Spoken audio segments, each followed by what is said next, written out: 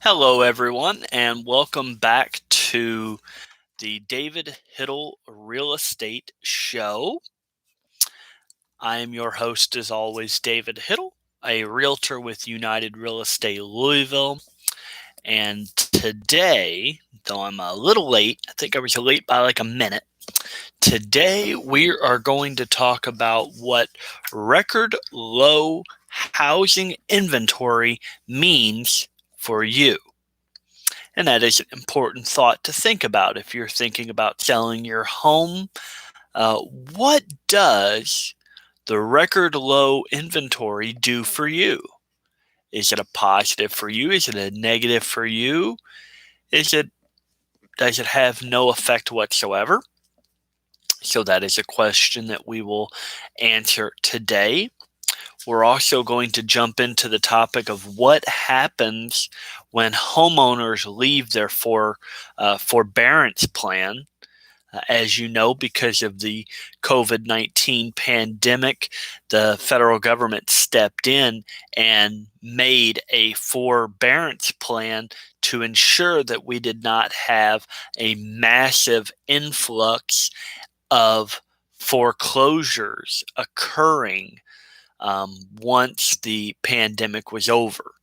So that is an important program that the government put into place to ensure that we did not have or we did not see that massive influx in foreclosures, because that would be really bad for our economy. It would be really bad for our market if that was to occur. And then finally, we're going to dive into, is it the right time to sell your house now? And that's another important question. And we're going to dive into all of these. But first, I just want to say welcome. If you like real estate news, real estate market updates, anything to do with real estate, I do tours of brand new construction homes. If you're anything into homes, anything involving real estate that you just are particularly fond of, please subscribe to this channel, um, because I think you can subscribe to hundreds of other channels that can show you things very similar to this one, but I believe that I, as a realtor, provide an education, teaching about the processes, about real estate, and I think you will enjoy being a subscriber to this channel. It doesn't come with any grand trophy or any sort of thing like that, but it will keep you up to date whenever I am doing either a live like I am today or a video that I publish or that I put out at other times. So first, diving into what happens when homeowners leave their forbearance plan. And again, this was brought to us by the government, probably one of the good things that the government actually does or did. Um, it protected homeowners who were struggling financially because of the COVID-19 pandemic. It allowed them to enter into a plan to um, to prevent their home from being foreclosed upon. And what I always said during this time was that I would be more embarrassed to lose my home than I would be to reach out and try to get onto one of these forbearance plans, because they were put in place to prevent mass foreclosures. So according to the latest report from Black Knight Incorporated, which is a well-respected provider of data and analytics for mortgage companies, 6.48 million households entered a forbearance plan as a result of financial concerns brought on by the COVID-19 pandemic. So we had almost 6.5 million people, 6.5 million people that entered the forbearance plan to protect themselves from being foreclosed upon due to the pandemic and financial concerns related to it. Of those 6.48 million, 2.5 million, or 39%, are currently are current on their payments and have left the forbearance program. So of the 6.5, 2.5 million, about 40% of those households are current on their payments and they've already left the plan. So they've already decided they don't need it anymore and they are current on their mortgages. 625,000, or just under 10%, paid off their mortgages entirely. They just went ahead and paid them off. 434,000, or about 7%, have negotiated a repayment plan and have left the program. So they went to their lender. They were on the forbearance plan. They went to their lender. They said, hey, can we negotiate a repayment plan? They did, and now they have left the forbearance program. 2,254,000, or about 35%, extended their original forbearance plan. So they are still having financial concerns, so they have re-upped or have extended their original forbearance plan. About 500,000, or 8%, are still in their original forbearance plan, so they didn't need to extend it. They're still on the original one that they started on. And then 116,000, about 2%, have left the program and are still behind on their payments. So this shows that of the almost 3.72 million homeowners who left the program, only 2%, or 116,000, exited while they were still behind on their payments. There are still 2.77 million borrowers in a forbearance plan. And no one knows for sure how many of those will become foreclosures. And that's what the government was trying to prevent. Because you think about it this way, about 6.5 million people entered a forbearance plan. Without the forbearance plan, you may have seen those 6.5 million people get foreclosed on. They would have had nowhere to go. They may have had to short sale their house. They may have had to sell their house and get out from under it without the forbearance plan that the government put in place to prevent foreclosure. So because of the plan, because of the forbearance plan, 6.5 million people did not wind up getting foreclosed on. And that's great news for everybody. Great news for the economy, great news for the market, everything. However, three major reasons why most experts believe there will not be a tsunami of foreclosure. So what will happen? What would happen if there was a tsunami of foreclosures? Let's say that the 2.7 million that are currently on the forbearance plan, say they get foreclosed on. So obviously they lose their home. And that's sad. That is extremely sad. It's unacceptable. It's not something that should occur. But those 2.77 million homes would eventually get put back onto the market. And with our current market conditions, the way they are, I believe those 2.77 million homes would get gobbled up probably like that. If the banks are the ones selling them, then they usually sell them for a lot less than what they're worth in most cases. So I would think that investors millennials, home starters, auction type things, they would get gobbled up like that. So I wouldn't necessarily see a huge influx of inventory, which would not help our market because we need inventory. But I don't believe that that would provide the sort of inventory that we need. We need new homes. We don't need homes that were just abandoned or had to be abandoned or had to be foreclosed on.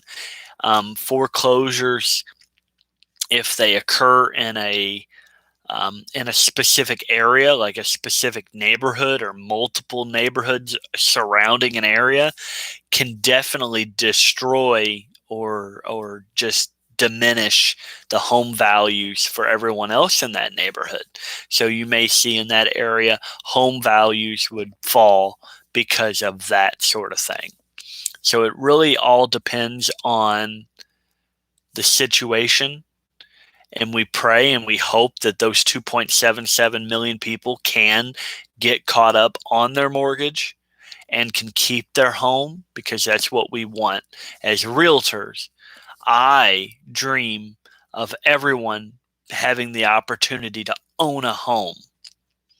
And that is what my ultimate goal is. I want to get as many people as I can in my lifetime into a home. And that is important for me. But three major reasons why the experts believe that there will not be a tsunami of foreclosures is because almost 30% of borrowers that were in forbearance are still current on their mortgage.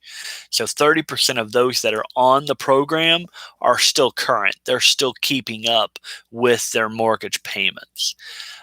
Banks likely do not want to repeat the mistakes of 2008 and 2012 when they put large numbers of foreclosures on their books. Doesn't help the banks. The banks have to eat that, and they don't like that. This time, many would probably instead negotiate a modification plan with the borrower, which would enable households to maintain ownership of their home. Banks really don't like owning homes. They just don't. They don't like owning homes. They would rather those homes be owned by someone else who is then paying them. They technically own the home, but they don't want to own the home with no one in it. And finally, the homeowners today have a significant amount of equity in their homes. So even if they had to sell their home, they're not going to be selling their home at a loss. And they're less likely to get foreclosed upon because they would be able to sell their home for more than what they owe on it, which is good. Will there be foreclosures coming to the market? Yes. There are hundreds of thousands of foreclosures in this country every year anyway, and people experience economic hardships and in some cases are not able to meet their mortgage obligations.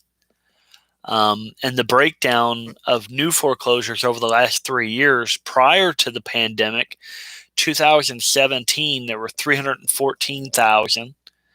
2018, there were 279,000. And 2019, there were 277,000. So the amount of foreclosures had actually been falling every year.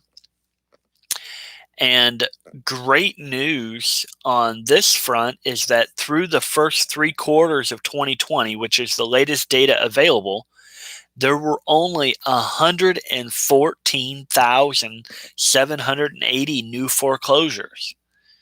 So if 10% of those currently in forbearance go to foreclosure, it would mean 275,000 foreclosures would be added to the market in 2021. And that would be an average year, as the numbers showed. But the issue is, what happens if the number is more than that 10%? If we do experience a higher foreclosure rate from those in forbearance, as I had stated, most experts believe the current housing market will easily absorb that excess inventory. We entered 2020 with 1.2 million single-family homes available for purchase. And at that time, that was low and problematic. The market was experiencing high buyer demand, and we needed more houses to meet that demand. Now, entering into 2021, we're 320,000 fewer than that. So we're down into the 900,000s as a nation, 900,000 homes available. And we still have strong buyer demand.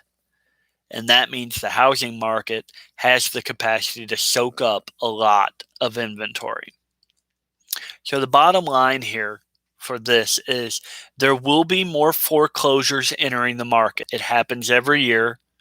Unfortunately, it happens every year. People lose their homes every year. It is an unfortunate circumstance. However, the market will be able to handle the increase as buyer demand remains strong. And I believe that is 100% true. I believe that is something that would occur if foreclosures were to start happening. So here we go. Is right now the right time to sell your home? So many people have thought about it. An article I read this week said that a quarter of homeowners, 25% of homeowners, have not moved in 20 years. That is huge. The typical move time is between 5 and 8 years. So somebody will buy their home, they'll live in it for between 5 and 8 years, and then they'll sell and move to a different home. But a quarter, 25% of households, of homeowners have not moved in 20 years. That's spectacular. But is right now the right time to sell? So maybe you're thinking low inventory. Maybe I should sell my house. Maybe I should get into a brand new construction home. I love those. Brand new construction homes. I want one. Me and my wife want one. If you are on the fence about selling your house, I will tell you now is a great time to take advantage of today's sky-high demand, low supply, and fierce buyer competition. And here's why. I'll give you 3 reasons. Home showings, that means the number of people that are going out and looking at homes today, is 47.2% higher than last year. Wow. Almost 50% higher than last year.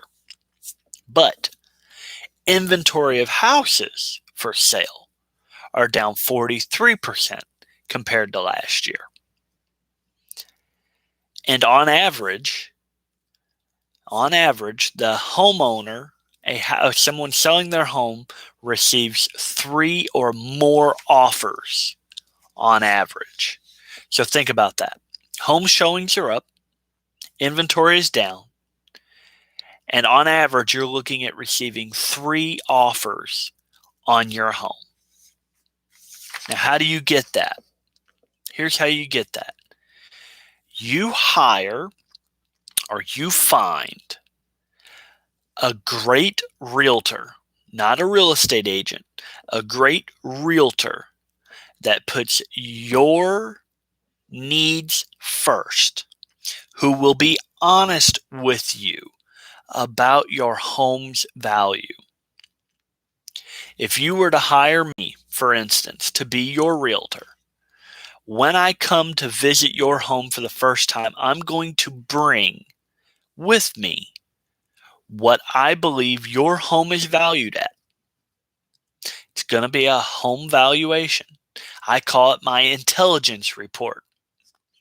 And what that will show is that your home, compared and based on other homes around you, is worth X. That's an important number. because that number is the home that we will shoot for. I have done this before. I actually have had a client that we put their home on the market for $225,000. We got 5 offers, and we took a $240,000 offer. So just because we put it on the market for that doesn't mean you'll get that. You may get more, you may get less, but that is what your home is worth, and it will ensure that when we come to appraisal, we're not having to renegotiate that price, because that is a bad situation to be in as a homeowner, as a home seller. You do not want to have to renegotiate halfway through the process. So, if you need a realtor, I'm here. All my contact information is in the description of this video. You can give me a call. But what does, thinking of selling again, what does the record low housing inventory mean for you? Maybe you're thinking of moving. Maybe you're thinking of buying a new home. You need to sell your home first. You don't want 2 mortgages. That's a bad day. So, what does the record low housing inventory mean for you? The real estate market is expected to do very well in 2021. Mortgage rates are still hovering at historic low levels. Forecasted by experts to remain favorable throughout the year. They are forecasting that by the end of 2021, we will be at 3%, which is higher than today. One challenge, the main challenge, is the lack of homes available for sale today. There are a ton of home buyers out there that want to buy a home, but they cannot find the home they want because there's not a lot of inventory. In situations like that with my buyers, I send them to new construction, because in some of these cases, they're waiting 3, 4, 5 months, or they're spending 3, 4, 5 months looking for a home. New construction can be done between 3 and 5 months. So the time they spent looking for a home, they could have had their home built and be moving in. So that's a thought. Last week, the National Association of Realtors, which I'm a member of, released their existing home sales report, which shows that the inventory of homes for sale is currently at an all-time low. So think about that. Think about that for a minute. We're at record low interest rates. Record low interest rates. Home buyers are saving thousands, maybe even hundreds of thousands of dollars every month on their mortgage payment.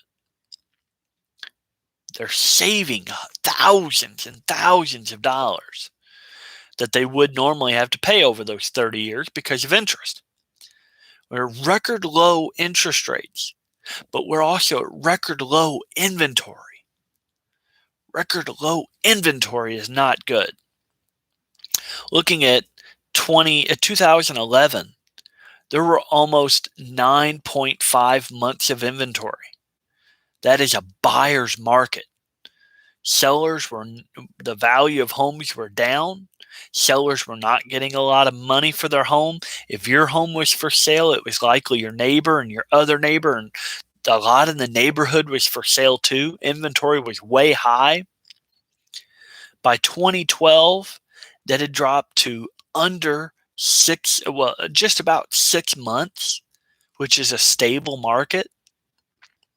But then by 2013, it had dropped to 4.5, getting into that seller's market again. By 2014, it had gone up a little bit, but it was still under 5.5 months.